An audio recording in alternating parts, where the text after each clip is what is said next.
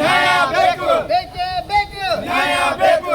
ಎತ್ತಕ್ಕಾಗಿ ಹೋರಾಟ, ನ್ಯಾಯಕ್ಕಾಗಿ ಹೋರಾಟ, ಏನೇ ಬರಲಿ ಒಗ್ಗಟ್ಟಿರಲಿ. ಎತ್ತಕ್ಕಾಗಿ ಹೋರಾಟ, ನ್ಯಾಯಕ್ಕಾಗಿ ಹೋರಾಟ, ಬೇಕೇ ಬೇಕು, ನ್ಯಾಯ ಬೇಕು, ಬೇಕೇ ಬೇಕು. ನ್ಯಾಯ ಬೇಕು. ಪತ್ರಕರ್ತರ ಮನೆ ಮೇಲೆ ಹಲ್ಲೆ ಮಾಡಿದ ಗುಂಡಾಗಳಿಗೆ, ಧಿಕ್ಕಾರ, ಧಿಕ್ಕಾರ, ಪತ್ರಕರ್ತರ ಮನೆ ಮೇಲೆ ಹಲ್ಲೆ ಮಾಡಿದ ಗುಂಡಾಗಳಿಗೆ, ಧಿಕ್ಕಾರ, ಧಿಕ್ಕಾರ, ಪತ್ರಕರ್ತರ ಮೇಲೆ ಹಲ್ಲೆ ಮಾಡಿದ ಗುಂಡಾಗಳಿಗೆ ಧಿಕ್ಕಾರ, ಧಿಕ್ಕಾರ. ಬೇಕೇ ಬೇಕು, ನ್ಯಾಯ ಬೇಕು, ನ್ಯಾಯ ಬೇಕು. ಎತ್ತಕ್ಕಾಗಿ ಹೋರಾಟ, ನ್ಯಾಯಕ್ಕಾಗಿ ಹೋರಾಟ, ಎತ್ತಕ್ಕಾಗಿ ಹೋರಾಟ. ನ್ಯಾಯಕ್ಕಾಗಿ ಹೋರಾಟ. Okay sir. ಶಿವಶರಣ ಅವರಿಗೆ ಜಾತಿ ನಿಂದನೆ ಮಾಡಿ ಜೀವ ಬೆದರಿಕೆ ಹಾಕಿದ ಸಮಾಜಾತ್ಮಕ ವ್ಯಕ್ತಿಗಳ ಮೇಲೆ ಕಾನೂನು ಹಾಗೂ ತೀರ್ಪು ಆಗ್ರಹಿಸಿ ಬಂದರು.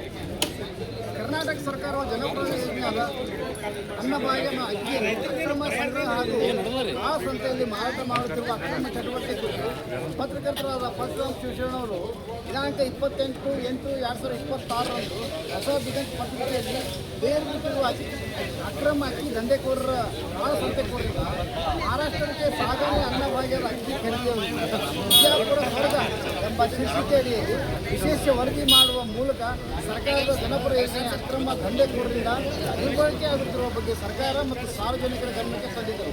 ಸರ್ಕಾರದ ಕಲ್ಯಾಣ ಯೋಜನೆಗಳಲ್ಲಿನ ಅಕ್ರಮಗಳನ್ನು ತಡೆಗಟ್ಟುವ ನಿಟ್ಟಿನಲ್ಲಿ ಪತ್ರಕರ್ತ ಪರಶುರಾಮ್ ಶಿವಶರಣ ಅವರ ವರದಿ ಸಮಾಜಕ್ಕೆ ಮಾದರಿಯಾಗಿದೆ.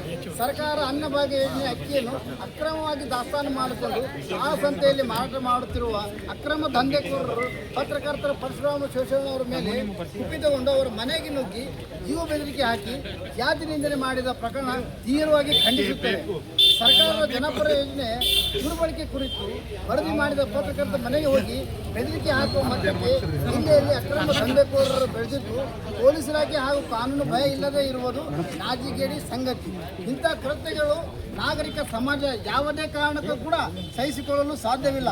ಪತ್ರಕರ್ತರನ್ನು ಬೆದರಿಸಿ ಅಕ್ರಮ ದಂಧೆಕೋರರು ಮುಚ್ಚಾಕಲು ಯತ್ನಿಸುವ ಸಮಾಜಾತ್ಮಕ ಶಕ್ತಿಗಳ ಕುರಿತು ನಿಷ್ಪಕ್ಷವಾಗಿ ತನಿಖೆ ನಡೆಸಿ ಕಠಿಣ ಕಾನೂನು ಕ್ರಮ ಕೈಗೊಳ್ಳಬೇಕೆಂದು ತಮ್ಮ ಸಂಘಟನೆಯಲ್ಲಿ ಕೋರಿದ್ದೇವೆ. ವಿಶೇಷವಾಗಿ ಈ ಒಂದು ದಂಧೆಕೋರರು ಯಾಕಂದ್ರೆ ಸರ್ಕಾರ ಕೂಡ ಏನು ಮಾಡಿದ್ರಪ್ಪ ಅಂದರೆ ನೀವು ಬರೇ ನಾವು ಏನು ಹೇಳ್ತೀವಪ್ಪ ಅಂದರೆ ಬರೀ ಬೇರೆಗಳು ಸಿಕ್ಕಲ್ಲ, ಬೇರೆ ಬೇರೆಗಳು. ಯಾಕಂದ್ರೆ ಅದು ಆಲದ ಮರನೇ ಅಲ್ಲ, ಮರ ಇನ್ನೂ ಸಿಕ್ಕಿಲ್ಲ. ಬಟ್ ನಾವು ಹೇಳ್ತೀವಿ ನಮಗೆ ಗೊತ್ತು ನೀವು ಒಂದು ರೇಷನ್ ಆಫೀಸರ್ ಇರ್ತೀರಂದ್ರೆ. ಯಾಕಂದ್ರೆ ಪ್ರತಿಯೊಂದು ರೇಷನ್ ಅಂಗಡಿ ಬಾಜುವಲ್ಲಿ ನಮ್ಮ ಅಂಗಡಿ ಹೋದ್ರೆ ಬಾಯ ನಾವು ಒಂದೊಂದು ತಾಸು ನಿಂದಿರ್ಬೇಕು. ಮೊನ್ನೆನೂ ಕೂಡ ನಾವು ಡಿ ಸಿ ಅವ್ರಿಗೆ ಭೇಟಿಯಾಗಿದ್ವಿ. ಏನಪ್ಪ ಅಂದ್ರೆ KYC ನಮ್ಗೆ OTP ಮೂಲಕ ಮಾಡಿದ್ರೆ ನಾವೇ ಹೋಗಿ ಬಟ್ ಕೊಡಬೇಕು. 4, 5, 8, 10 ಮೆಟ್ಲಿರ್ತಾವ, ನಮ್ಗೆ ಹೋಗಿ ಏರೋದಾಗಲ್ಲ. ಇಲ್ಲಿಕಂದ್ರೆ ಏನು ಮಾಡ್ತಾರೆ, ಇಲ್ಲಿಕ ನೀವು ಬರಕ್ಕೆ ಹೋಗ್ಬೇಡ್ರಿ, ಅಲ್ಲಿ ನಿಂತಿರ್ತಾರೆ. ಇಲ್ಲಿ ಅಂತಾಗ ಅವ್ರಿಗೆ ಒಂದು ರಿಕ್ವೆಸ್ಟ್ ಮಾಡೋಕ್ಕೆ ನಾವು ಹೇಳಿದ್ರು ಕೂಡ ಅವ್ರು ಕೇಳಂಗಿಲ್ಲ.